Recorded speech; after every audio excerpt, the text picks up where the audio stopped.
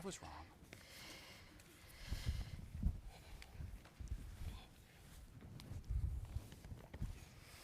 Good morning. Thank you for joining us. This is the panel titled Fission Accomplished. And then what? The international security implications of the nuclear energy boom. My name is Lindsay Gehrig. I work at Pacific Northwest National Laboratory as a non-proliferation advisor in our National Security Directorate. And I'm just really thrilled to be here. This is such a timely and important topic. And I'm thrilled to be joined by four very distinguished panelists who will be joining me this morning. First, we have Ms. Joanna Bredenkamp, the Director of Global Nuclear Safeguards and Strategic Export Programs at Westinghouse. Ms. Sonia Fernandez Moreno, a Planning and Evaluation Officer at the Brazilian-Argentine Agency for Accounting and Control of Nuclear Material, also known as ABAC.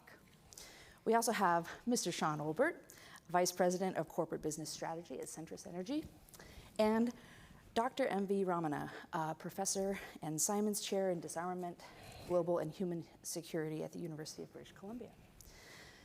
So, the task before us is not small.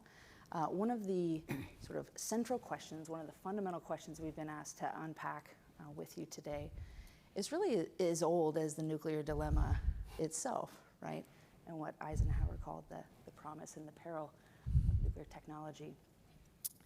And that is, will this sort of resurgence of interest in civil nuclear capacity lead to a corresponding increase in non-proliferation risks?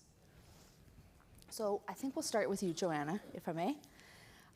Given your experience working in regulatory roles for the US government and now on safeguards for a major reactor vendor, what's your sense of the extent to which a significant expansion of nuclear power, including one that involves new technology and new users and new fuel types, will that raise proliferation risks? Your thoughts? Well, the short answer is I think yes, but there are mitigations available for it. I think we're going into it with, or some of us are going into it with our eyes wide open and looking for some solutions leading up to it. But I think there are real risks associated with new end users, new entrants with different risk appetites than the nuclear industry has been wanting to accept. We are going into a time where we have a real need for expertise, not only at the regulatory level, but in the company levels. And that has the potential to stymie progress or just make those controls inconsequential because they can't be followed up on. I think also you have, with new locations, you have new requirements, an additional set of concerns for verification and regulatory entities. I think the short answer is yes, there are quite a few risks associated there, but with a lot of people thinking about how to address them and how new seats at the table for industry, for different participants can mitigate those risks. Okay, thank you. So, Professor Ramana, I'd like to turn to you, if I may. You've actually been rather critical of nuclear energy as a climate solution, and indeed your new book is very provocatively titled that nuclear is not the solution. And there are, of course, several other supporting arguments in your book, but you do take the position, at least in part, because of the proliferation concerns. So I'm curious if you sort of agree or disagree with Joanna's sentiment, and if you might share your thoughts with us. First, I'd like to thank the Carnegie Endowment for inviting me. Thank you very much, and thank you all for including me in this panel. I sort of will agree that there is going to be an increased risk. I think that's fairly obvious, that more nuclear power means more likelihood of nuclear weapons. I think there's no getting around that. It's not a one-to-one correspondence because we can't measure the probability of nuclear proliferation because it changes very much with political circumstance, with security circumstances, all kinds of things.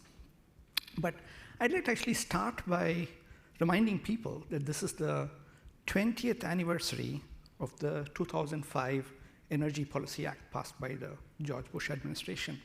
And that was the signal legislation to mark what was called the nuclear renaissance. And at that time, they were talking about, there were about 30 reactor orders. 15 gigawatts was supposed to come online by 2021 in the United States alone. And of all of that, all those orders were canceled except for 4 reactors that went ahead, 2 in South Carolina, 2 in Georgia. And the 2 in South Carolina were canceled after $9 billion was spent. And the 2 remaining in Georgia have been the most expensive power plants ever built in the United States.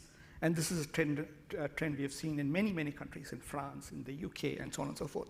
So I'd like to begin by saying I think there's a good reason to be skeptical that there's actually going to be a nuclear renaissance and large-scale build of nuclear plants. That's the good news. The bad news is what you said, which is that even a small nuclear plant, if a country were to acquire a limited amount of nuclear energy capacity, it'll still get a significant boost in terms of its capacity to build nuclear weapons. And a lot of the so-called mitigation measures are really focused on the technological risk, that is the possibility that fissile materials might be used from the nuclear power plant or from the enrichment apparatus. But there are many other factors that link nuclear energy to nuclear weapons. And one that I would like to sort of remind people of is something which was actually very well articulated in an interview conducted by our own George Berkowitz, who's not here, but he's somewhere there. And this was given to him by Munir Ahmed Khan, the chair of Pakistan's Atomic Energy Commission. And I'd like to quote it in some detail. That's why I bought the book, not to show it off. And he said, "The Pakistani higher education system is so poor, I have no place from which to draw talented scientists and engineers to work in our nuclear establishment. We don't have a training system for the kind of cadre we need. But if we can get France or somebody else to come and create a broad nuclear infrastructure and build these plants and these laboratories, I will train hundreds of my people in ways that otherwise they would never be able to be trained. And with that training and with the blueprints and other things that we'd get along the way, then we could set up separate plants that would not be under safeguards, that would not be built with direct foreign assistance, but I would now have the people who could do that. If I don't get that cooperation, I can't train the people to run a weapons program." I think that's a very significant factor, which is that when countries want to build nuclear plants, they might be thinking about it as an energy solution, they might be thinking about it as reducing emissions, but they also think about it as ways to train their people in high-tech sectors, which they otherwise will not be trained. And that is going to help them also. That's a very difficult thing to be mitigating at a technical level. I can go on, but I will sort of stop at this point. Okay, interesting. Does anyone on the panel have reactions? We'll unpack those in time then. One of the things that struck me about your comment too is sort of thinking about the past and how plants have been built in the past. And I think one of the things we're looking at now, and again with this sort of resurgence of interest and some comments that have been made both by Mr. Magwood and others about all of the advanced reactor technology under consideration. So I wonder, and we're going to just put a pin in this, but I wonder the extent to which history does offer us lessons learned as we stare down so-called new nuclear era, or kind of a new era of renaissance. But as we think about these new nuclear reactors, including the human capital and associated supply chain challenges, I'd like to turn to you, Sean, in thinking about the new reactor designs, and they will, and to triple capacity or to whatever amount of capacity we see potentially increased, we're going to need more uranium, including the so-called high-assay, low-enriched uranium, or HALEU. And I wonder your thoughts on whether or not the anticipated demands on the supply chain, both in terms of type and quantity, can be met without raising proliferation concerns. Thanks, Lindsay. I think we all can agree that any enhanced strength and deployment of nuclear power around the world is going to create risks, however we define those risks. The real question in my mind is, how do you deal with those risks, and how do you deal with those challenges, and how do you mitigate those risks? If the framing of the question is, because there is an increased perceived risk, therefore we should not be doing these things, I think that will lead you in one direction. you had touched on in the question the tripling nuclear energy pledge that the United States and dozens of other countries had signed up to. And here in the United States, there's a bipartisan consensus on the need for the deployment of nuclear power for different reasons, but there is a consensus on the need to deploy that.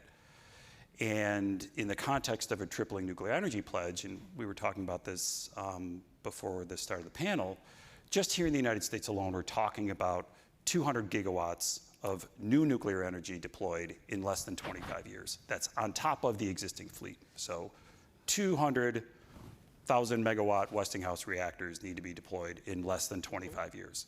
Around the world, that's 12 to 1,400 gigawatts of new nuclear power that's going to need to be deployed in less than 25 years by those countries that have signed up to the pledge. Now, that's a reflection of the need for a lot more nuclear power, whether it be for energy security, climate change, whatever the need that you define for yourself. That's a reflection of the need for both accelerated and additional deployment of nuclear power. You're going to need a lot more fuel for that. Some of the advanced reactors that are being developed right now, to whether they be for power generation or whether they be for process heat, whether they be for rural indigenous communities. Westinghouse is developing a reactor, a microreactor. They're going to need some of these high assay LEU fuels or HALEU fuels that go to a little bit higher enrichment level. Those will convey with them additional risks of proliferation. I guess my answer to that is, and as I look around the room, I see many of my former government colleagues. Certainly on the US government side, we like to tell people, because it's true, that the United States has the highest non-proliferation standards in the world. Well, the way that we get other countries to follow those norms and rules legally is through exports. So if this deployment is going to happen and we're concerned about proliferation risks, the best thing that we can be doing is signing up partners overseas to buy from the United States. And by buying from the United States, they will be legally obligated to follow our legal requirements, whether they be for safety, security, non-proliferation. And then that gives us a tool to work with them to strengthen their safety cultures, their security cultures, and the like. Thank you. I do want to unpack this notion of kind of U.S. competitiveness in the market and the ability for the U.S. nuclear industry to provide that volume or something close to it. But first, I'd like to talk with you, Sonia, about this this notion of nuclear technology being deployed in a country and a corresponding, whether direct or indirect, increase in proliferation risk. You, of course, work for ABAC. Both Brazil and Argentina have uranium enrichment capacity and are not weapon states. And so what's your take on sort of the role of nuclear technology and how it can be safely, appropriately, productively managed? Thank you very much for the question, Lindsay, and for Carnegie to have me here. Well, first of all, I have some concerns on the linkage between balancing nuclear technology for peaceful applications as a component to reduce proliferation risks. Right. I think pretty much that nuclear technology should be available to any state under, of course, very stringent standards of safety, security, and safeguards. I believe that this implies an effort, a concerted effort from weapon and non-weapon states in order to ensure that this increase, the tripling of these energy systems worldwide, happens in an environment that allow us to enjoy the benefits of nuclear energy, because in the end, if this is going to be a threat or is going to be an increase in the risk of proliferation, that I personally don't see it, we have to think something else. We have the opportunity, the window of opportunity to focus our analysis maybe to other areas of weapons, weaponization or a weaponization program, rather than limiting, shutting the fuel cycle, even enrichment, even reprocessing. We all understand that these technologies put a state in a nearer position to obtain the nuclear material that is required for weapons. However, a civilian nuclear program is not really meant for that. So I just want to share with you at this point in time a couple of ideas, particularly one that is based on some discussions we had in the past on the focusing of the verification controls in the weaponization area in general, on the militarization area in general. Let's do the exercise in trying to find out some mechanisms that may allow us to be happy, safe, with this increase in the technology. Let's try to think in layers of instruments and controls, export controls, industry involvement, and let's try to see safeguards as a real technical tool that would allow us to give an effective conclusion on the non-diversion of nuclear energy for peaceful applications. For the time being, this is what I'm saying, but I think that there's a lot of potential here. Thank you. I agree. Thank you. So, Professor, what's your take on that? I mean, we've sort of acknowledged that, sure, maybe more nuclear stuff could equal more risk, but we also have a long history of managing those risks and many, many programs dedicated to doing that. So if we acknowledge the risk, what's your take on, I guess, the risk-benefit calculus, if you will? Yeah, it's a great question. I mean, if you don't try, of course, it's going to be worse. So it's better that we have some programs to try and control that risk. But also we have to ask the question, two questions. One, which actually Sean raised, which is, should we do this at all, right? And my answer, as you can guess, is no. But let's, for the sake of this panel, assume the answer is yes, we have to keep doing this, regardless of what I think. I think the question is how well we understand these risks. And in order for us to be able to mitigate something, we need to be able to characterize all the possible pathways through which a country can get nuclear weapons, right? And one thing we can learn from history is that no two states have gone exactly the same route, right? Every country has its own path towards developing nuclear weapons. All of the 9 nuclear weapon states right now, South Africa in its own state, Israel is different, India is different, and each of these countries have gone down a different path. So what does that tell us about what is the pathway that we're going to be able to control, right? Iran is a good example of a country that at least says it does not want nuclear weapons. They have the Supreme Leader has said that there's a fatwa against nuclear weapons, and yet we are very, very concerned about Iran, right? So what is going to be the pathway for this? The other thing I want to sort of reflect on was something that Ambassador Grossi said about the situation in Zaporizhia. And he mentioned that the situation there is unprecedented, right? It is not something that had been anticipated. And I would submit that all of the proliferation cases that we have dealt with are in the same category. They're all unprecedented. And so I would be very doubtful that we can comfort ourselves by saying we can manage these risks through these programs. Interesting. Thank you for that. Joanna, do you have any reactions? I think we start down a difficult path when we say that the rising tide of technical knowledge will mean that weaponization is more attractive to countries. I think, or there's more capability to weaponize. I think that the idea that energy is prosperity, and with bringing in this technical know-how and more energy, that there'll be a rising tide for everybody, and there'll be more incentive to participate in the global economy, and there'll be more people looking at what you're doing because you have this nuclear energy. I think that it's more of an inclusive factor than that is really does mitigate some of that risk of proliferation, if that makes sense to you. Yeah, I think that's right. I mean, and with this technology comes great responsibility. There was also a comment made earlier, in response to, I believe it was Mr. Magwood with taking out the trash, and how do you know where your trash goes? And the world is watching.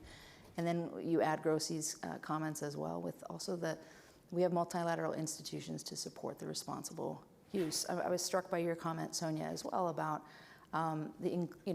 sort of the imperative or the desire by many to have the nuclear community be more inclusive and to offer the benefits of nuclear technology and differentiating, between civil nuclear programs and weapons programs, and how do we, but again, this is the great debate, right? It's the promise and the peril. How do we harness the power of the atom for good?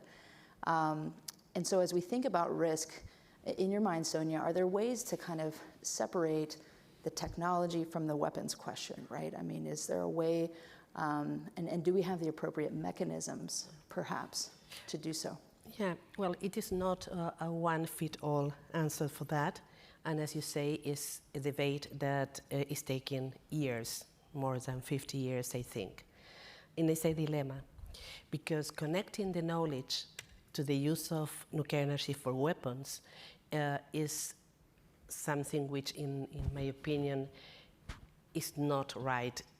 Something is not good in that, because, again, you have a lot of experience, cumulative experience, in non-proliferation and in disarmament that would allow us to find new ways, new measures, and new instruments, and maybe new agreements and international organizations, or the same that we have today, entrusted with other roles that may provide the same level of confidence or even more level of confidence than limiting the technology.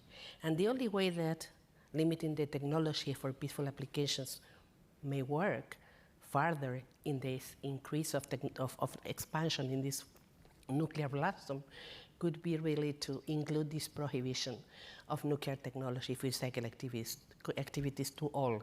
And so maybe create an international consortium in charge, being responsible of providing nuclear energy on the basis of non-proliferation and disarmament standards. If not, I think that we are going to go into a kind of deadlock, and we are losing again an opportunity to progress really in non-proliferation and also in disarmament. Can I add Please. to that? One of the things that's struck me about this conversation, excuse me, we're having this conversation in Washington, D.C. about, the promise and the peril of civil nuclear energy. But we also need to keep in mind that this conversation is taking place around the world. And many of the countries that play in the nuclear space, their governments have made a strategic decision to act in this space. And we can go down the list: Russia, China, European allies. They have all made the decision, whether they own their industries or whether they're controlling their industries through policy, they have all made decisions to act in this space. We do things a little bit differently here in the United States. It's commercially led, but you had made a point earlier about competitiveness and stuff like that. Well, if we want to strengthen non-proliferation norms, if we want to help ensure that the promise of nuclear energy is done so in a way that mitigates the risk as much as possible, we also need to understand that we are attempting to accomplish that goal in a system that is dominated by foreign governments and that use this industry as a means to extend their strategic influence. Now, in that type of context, how do we then go about addressing this proliferation risk? And I think that, I'm mindful of Ambassador Holgate in the front row. She would say it, the DG would say it. We need to be taking a more comprehensive approach to both addressing the need for additional deployment while also addressing some of the potential risks. We're going to need more resources in Vienna. We're going to need more safeguards experts. We're going to need more security officials. We're going to need more regulatory culture. We're going to need all of these things, while also we're going to need to help support our domestic industries to get to that export point that I made before, so that we get countries following our norms and it's backed up by the resources that they're going to need. Because otherwise, like the point that we used to make when we were in government, when we go into a new country, we want those handbooks written in English, not in Mandarin or not in Cyrillic. If I could jump. Please. I think that, yes, government has to lead the policy and provide a lot of the impetus for this, but I think really rethinking industry's role in non-proliferation and safeguards is really a timely discussion right now. Governments are no longer, well, in the West, governments are no longer have a monopoly on the technology or the use of that technology. The people who are really in the middle of the development of the technology know the ins and outs, the potential pathways for misuse of that technology or industry. But yet industry is still tentatively invited to some tables to have the conversations. Industry is starting to be invited to things like this, to have discussions about why it matters, why disarmament matters. And there's really an appetite now in a lot of the Western companies, some of them, maybe mine, but are talking very loudly about what our role is and how we can help, how we can put the infrastructure in place that governments understand the new entrants' needs, their understanding of export controls, of non-proliferation, of safeguards, provide a conduit for including those technical means there for those countries to understand what they're doing. Safeguards as a service, for example, is something that you get people cringing a little bit. No, that's verification. You have no role in it. Well, let me tell you how to use and misuse my technology, so you can figure out exactly how you want to safeguard it. Let's do a Lego approach and figure this out together. I think that, and then it comes to export controls, and you come to the governments and you say, listen, I know there's all these rules. Can we do a risk-informed analysis of this? Can we have some agreements together? Let me teach you about my technology so you understand it better and can make some better assessments of it from the licensing perspective. And they say, well, let me know when you have a customer. No, I need to have these conversations very, very early. I need to have the conversations now. We have a global workforce. How I have technology flows going way before I actually have a customer. Let's have these conversations now. So I think that part of what's going to address some of your concerns is that it's not just governments talking to international institutions.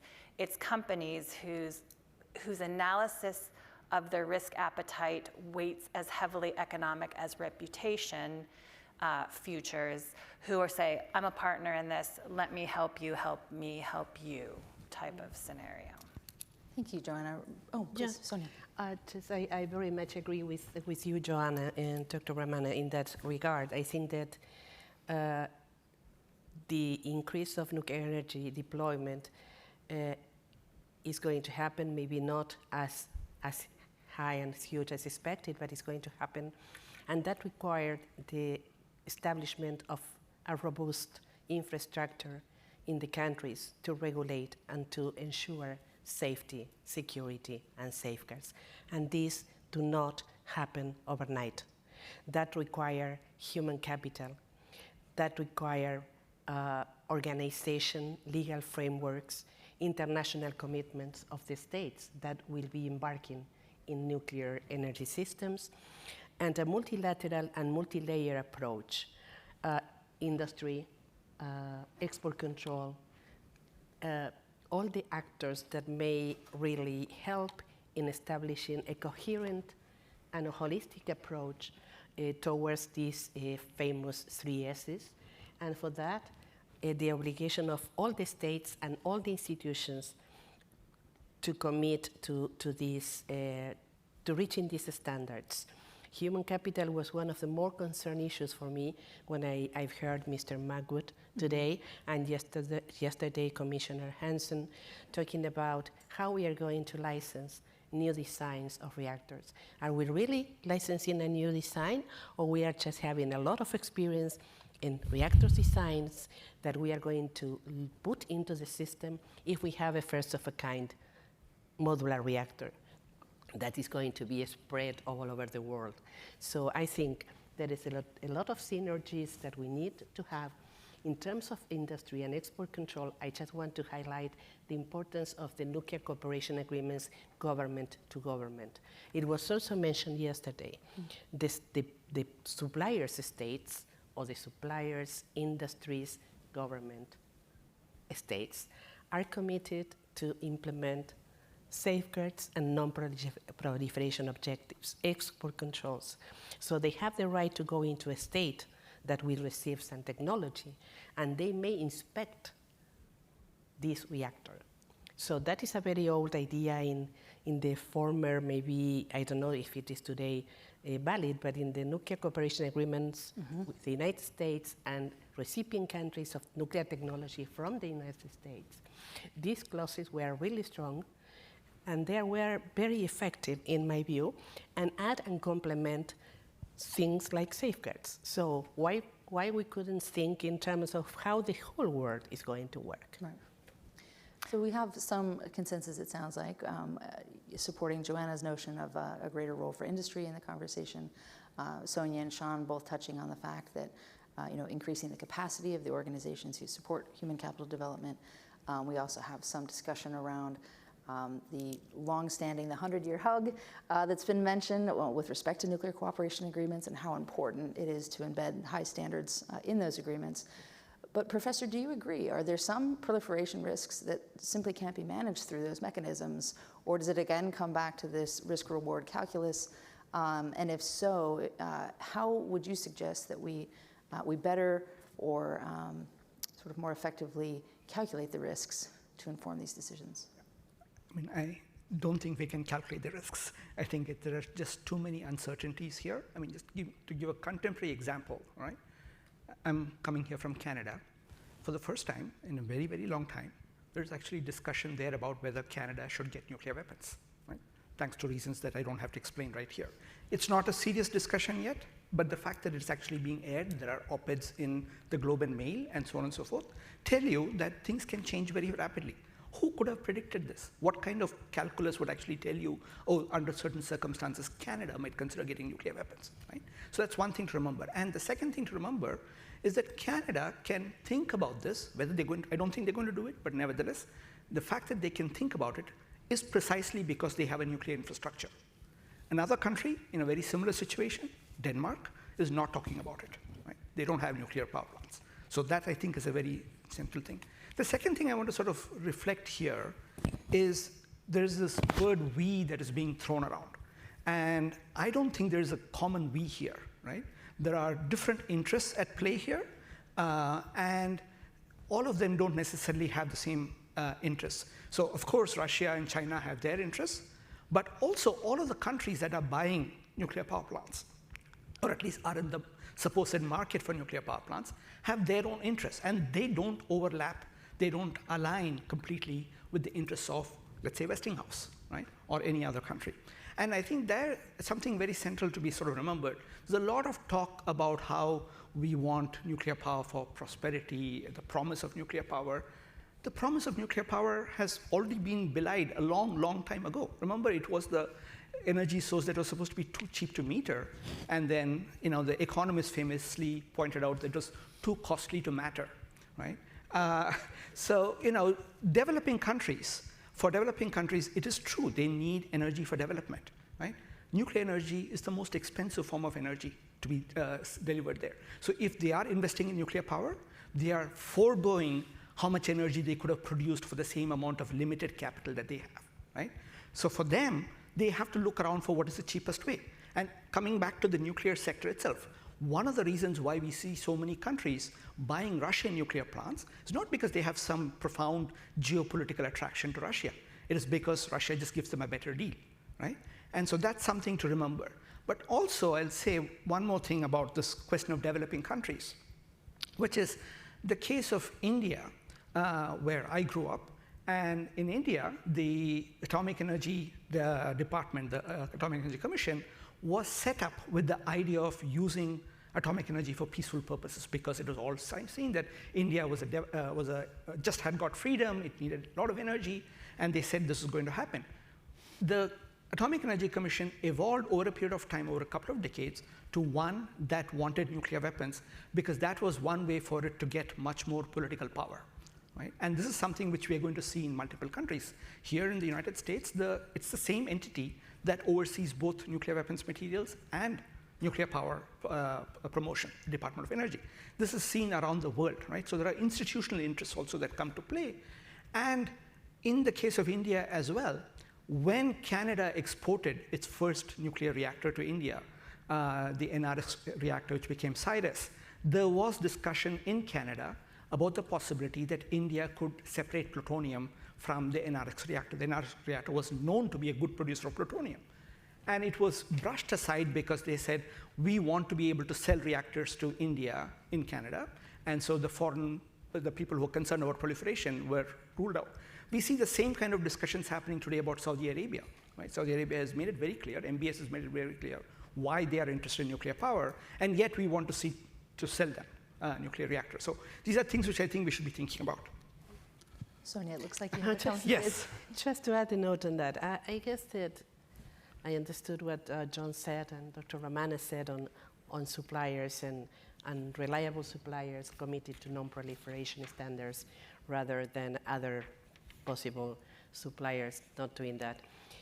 I guess that if that is the case, and again, I agree, it doesn't matter if Russia or whoever, we need to work internationally to engage all the suppliers in a commitment of requiring certain minimum standards to cooperate in providing nuclear facilities to other states. So we need to work on that. It's a loophole in the system. Let's talk about it. And I have a very much more previous concern, which has to do with the nuclear order as we have known it is on crisis. It has been challenged geopolitically. We are just discussing the possibility of the threat of using nuclear weapons. We are discussing geopolitical tensions that may lead us to a conflict of serious consequences. So we need to use this time to be prepared. This dialogue is very timely, it's very important to really build up on a system that may also try to address the challenges that we are facing today, not the ones that maybe we will face in 25 years, that I think in somehow is much more easier to handle. So, Lindsay, can I add something? This has been a very good conversation, and I'd be happy to continue having this kind of conversation. In my current role, I work for a publicly traded company. And the interest of a publicly traded company in the civil nuclear space is to sell. That's my job. That's what we're trying to do. We're trying to sell enriched uranium and enriched uranium products. And the reason why I raise that is because this conversation that is taking place has to take place, but it needs to, like Joanne said, incorporate industry into the conversation. But there needs to be a better understanding of the incentives that are driving industry, because they're not the same as government. The industries, what Joanne is trying to do at Westinghouse is sell AP1000s and AP300s and eVinci reactors. I'm trying to sell enriched uranium to power those reactors. Our incentives are different. We have an incentive and an obligation to comply with our legal, statutory, and regulatory obligations. Absolutely. And we uphold those obligations to the fullest. But our incentives are to do just that, to sell. Now, how do we take that private level, corporate level incentive to sell stuff in the United States and overseas and do so in a way that it helps advance non-proliferation norms and national interests? I think we need to figure out the conversation there. One of the other things that and I'm sorry, I was taking notes on my phone, I've been writing down words, and one of the other words that came into my mind is uncertainty. There's a lot of uncertainty right now. We don't know whether this new nuclear renaissance is actually going to happen, what the pace is going to be, what the scale is going to be. We don't know all of that stuff. That uncertainty creates risk in the private sector, and it inhibits investment, and it inhibits moving forward with deployments. Regulatory uncertainty also does the same thing, whether it be designing a reactor in the United States, licensing in Canada, designing in Canada, licensing in the United States, all of those kinds of uncertainties. Those have effects on industry that we need to have a better understanding going in both directions and how that helps advance non-proliferation norms. Uncertainty in terms of designs. If Bill were sitting on this panel, he would talk about all the analysis that the NEA is doing in terms of their dashboard of all these different reactor designs. And I think there's 50 or 60 different reactor designs in there, evaluating on 5 different scales in various stages of development. Well, from a fuel seller, that doesn't help me. If there's 50 different designs out there, I don't know what design's going to actually make it to market. And when you don't know what to make it to market, you can't help design a safety and security and regulatory and safeguard structure for that. We need to minimize these uncertainties, and these are the issues that we deal with on an industry level that impact how government's going about helping us do what we need to do. Thanks, Sean. I'm going to try to pull a few threads together here. I want to stay on this topic of incentives. If we know the behavior we seek to promote, right? We know what good behavior looks like. We know what responsible behavior looks like. How do we incentivize that? And are those incentive structures different for different countries, companies, right? The different nuclear stakeholders.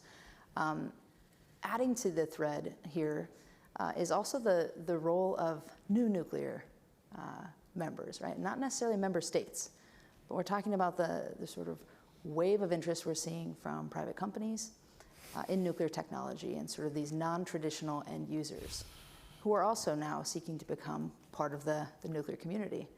So how do we think about incentives with old and new players alike, with our varied perspectives? How do we incentivize the behaviors we seek? And Sonia, you brought up something interesting too, so I'm going to tack one more thing onto this sort of rant here, but this notion of having regional approaches.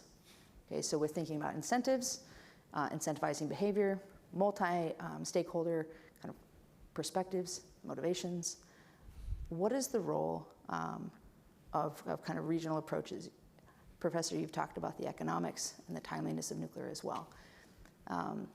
Do regional approaches help as we think about incentives, economics, timeliness, and reducing uncertainty because you're sharing the risk among multiple parties? Yeah. Let's start with you, Sonia, and then we'll go to you, Professor. Yeah, very, very good comment, Lindsay. I think really that the regional approach is something that should be more fuller taken into account, since regional approach deals with geopolitics, history, culture, and provides a framework that may contribute to non-proliferation and safeguards by adding a level of confidence to the non-proliferation regime. That means I have the example of ABAC, that was a regional system created to provide confidence between the states, Argentina and Brazil, on the peaceful nature of nuclear energy. And this system added a value to the safeguards, international safeguards, as well as to non-proliferation. However, after more than 30 years, at least in my perception, there is a lot more to be done in areas of the agency taking more fully that level of confidence into the implementation of its verification effort. That is something that needs further elaboration. I see other colleagues from my old times in Saxe here and in Vienna, and this is a conversation that takes ages. How much the agency could rely on regional approaches in many facets, not only safeguards, maybe also in safety and security, to really deal with the current challenges and concerns we have.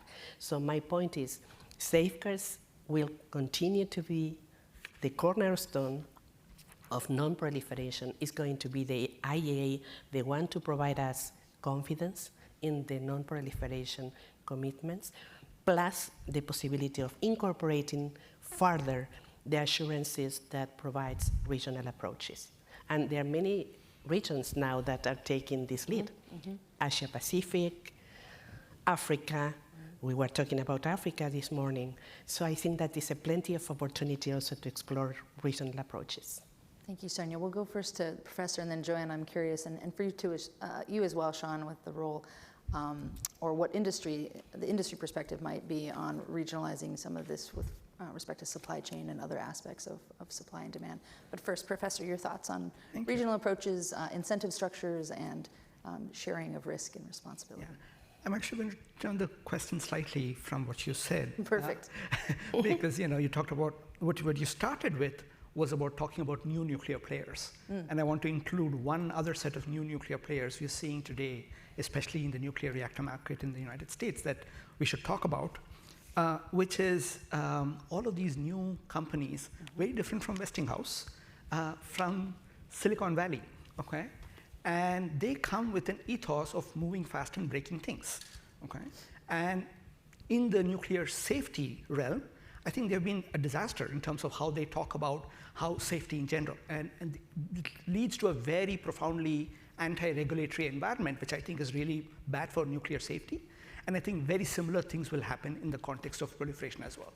Because many of them seem to think that the reactors that they have designed, these are all tiny companies, one engineer, one CEO, one CFO, and a dog. And they just kind of come up and say, oh, I made this reactor design. It's like on a piece of paper, and it's so great that you don't have to test anything for this, right? And so the way they think about safety is also the way they think about proliferation. They think it's a non-problem, right? And that, I think, is a huge issue. And these are the kind of players that have been incentivized by this talk about tripling of nuclear power, by this talk of all kinds of money coming in, and so on and so forth. That, I think, is something which we all should also be considering in our conversation. Joanna, yeah, whether you want to go with the regional structures and incentives, the role of industry there, or on the most recent comments about new nuclear industry. Well, you're right about the new nuclear industries. I call them the paper tigers, the CFO, the web designer, and the engineer, who have some really good ideas and are going forward and attracting a lot of money. They're the new shiny thing. But additional new actors are the money coming in for them. Yeah. The IT, for data centers, they're looking for the shiny thing and throwing money at them. And they have a very different risk appetite than the nuclear industry traditionally.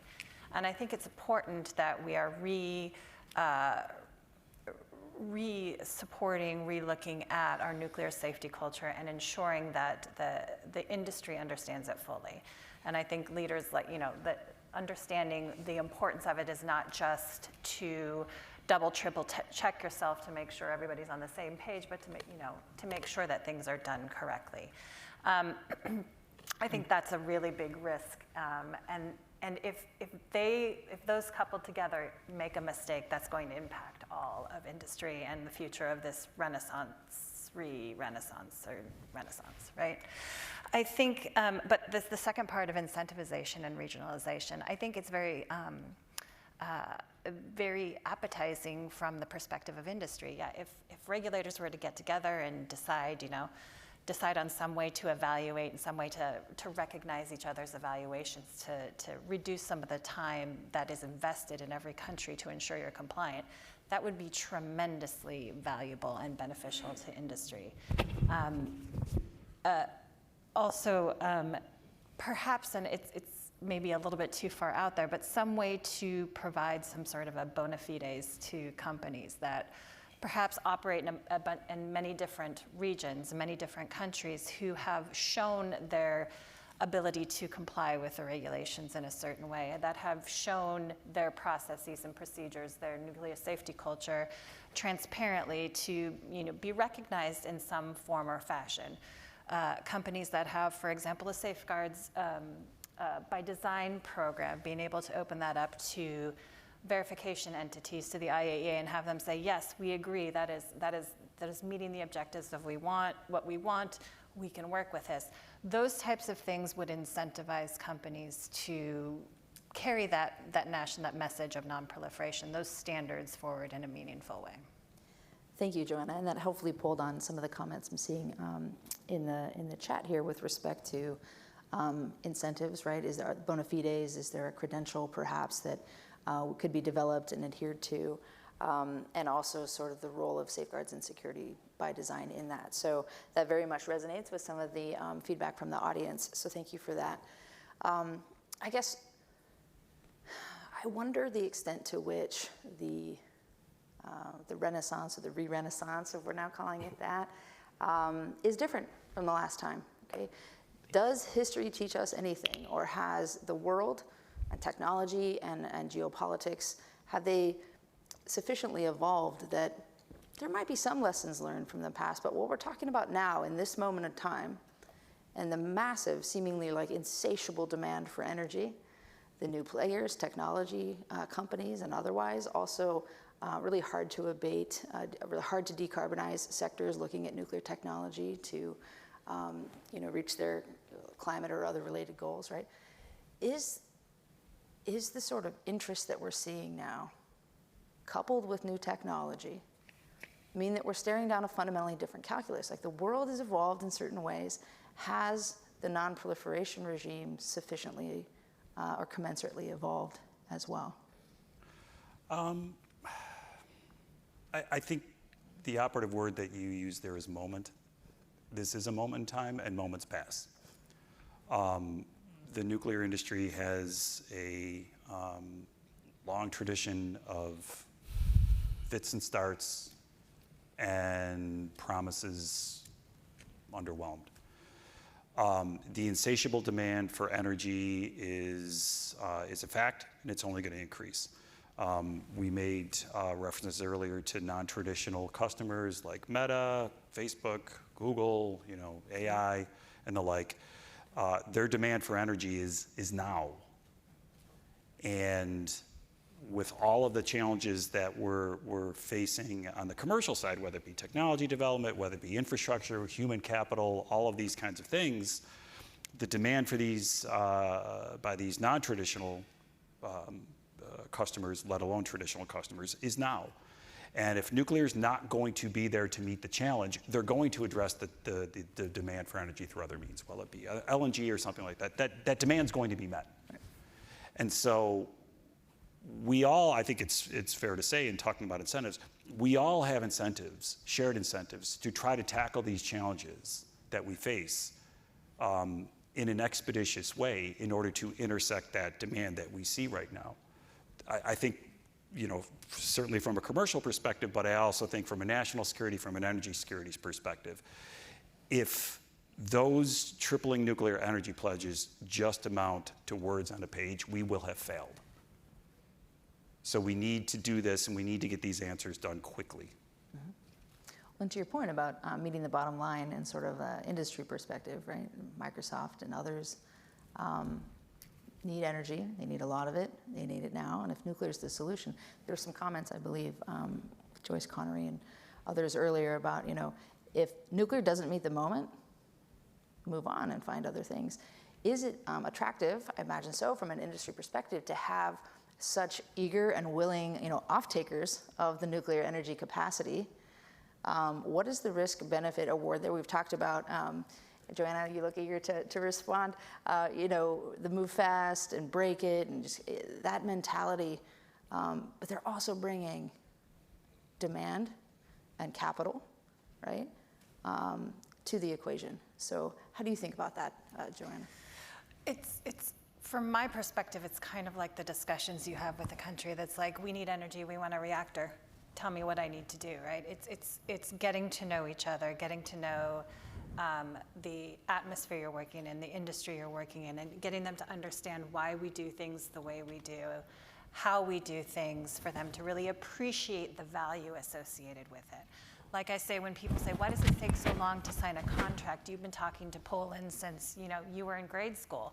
Well, we're dating for a while. We're engaged right now. We might get married, but we're gonna be together and have grandkids together if this works out, right? So we really want to invest our time in knowing each other better.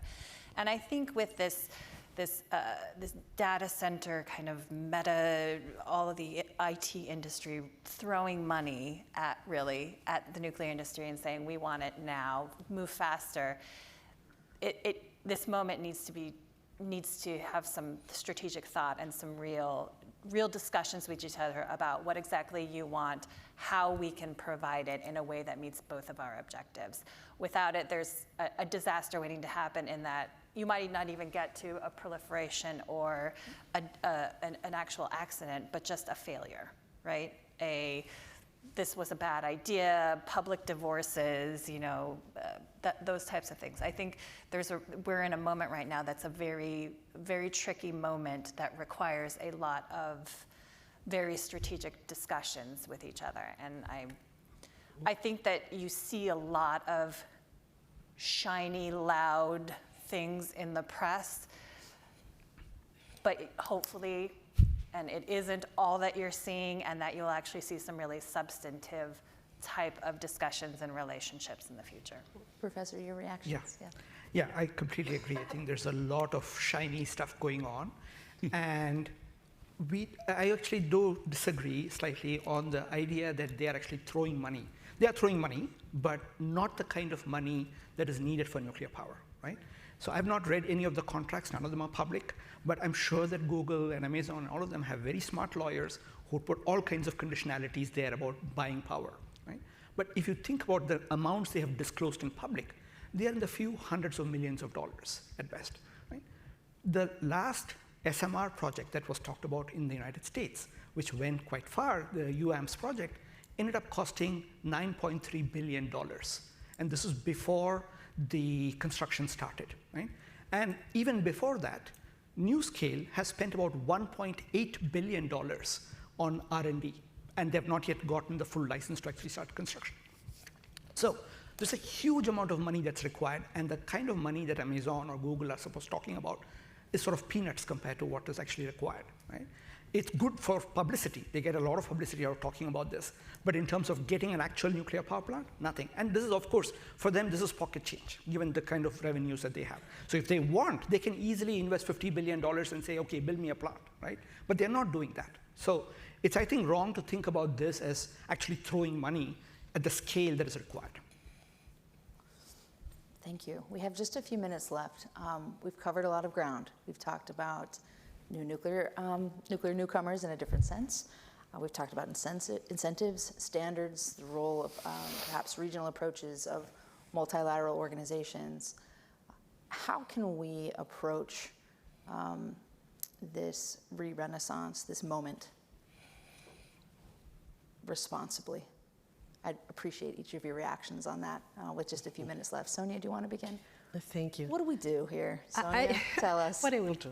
I would say that we have to work harder. We have to be very open-minded and be really critic on the current non-proliferation and disarmament status in order to identify lessons learned, as you said in previous blossoms, like the newcomers pre-Fukushima, and now this possibility, which is, I think, unprecedented in the way that if climate change is going to stay and the response to climate change impact and net zero will be solved by nuclear energy, that triple of nuclear energy or this increase in nuclear energy will take place.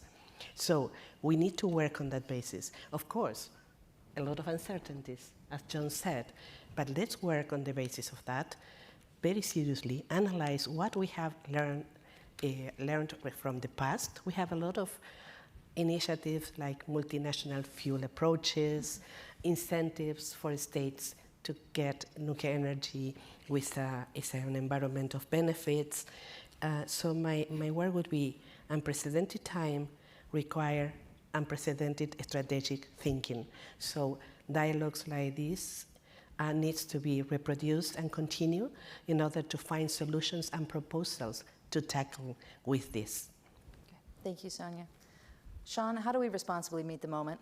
Real quickly, I think we have to lead, and I think we have to lead through action. Not to preview Ellie's talk this afternoon, but I think the conversation about U.S.-Saudi civil nuclear cooperation discussions is a perfect reflection of the challenges and the opportunities that we face as a nation in addressing this challenge. There are market opportunities, there are non-proliferation issues that need to be addressed in the context of a strategic issue that other countries view strategically. And we need to be thinking about how can we renew our leadership. We tell ourselves that we lead in this field, but everybody else is buying from Russia and everybody else is buying from everyone but us. Westinghouse accepted. But we need to renew this leadership role that we had in the past, and we need to do so through action. Thank you, Sean. Joanna?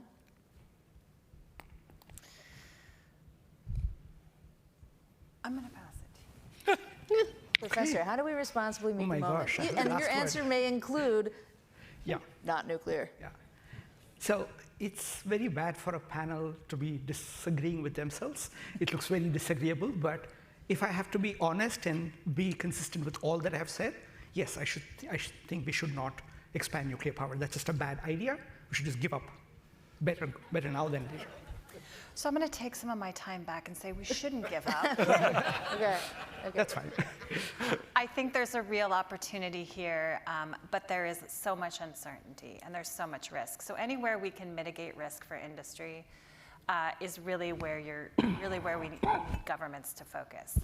There's risk in that we are dealing with regulators who don't quite understand nuclear technology, let alone what it means to regulate a nuclear reactor.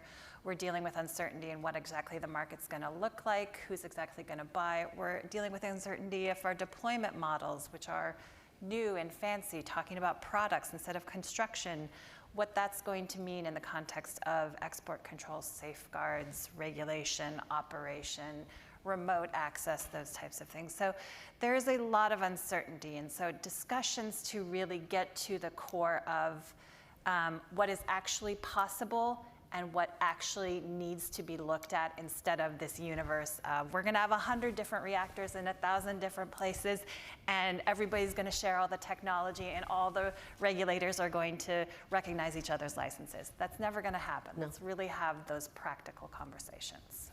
Yeah.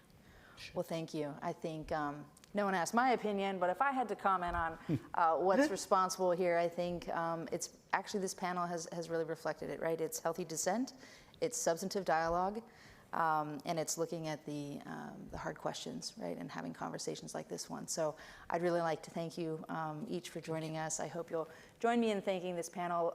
Plenty of thought-provoking fodder here to head into lunch. And thank you again for joining us.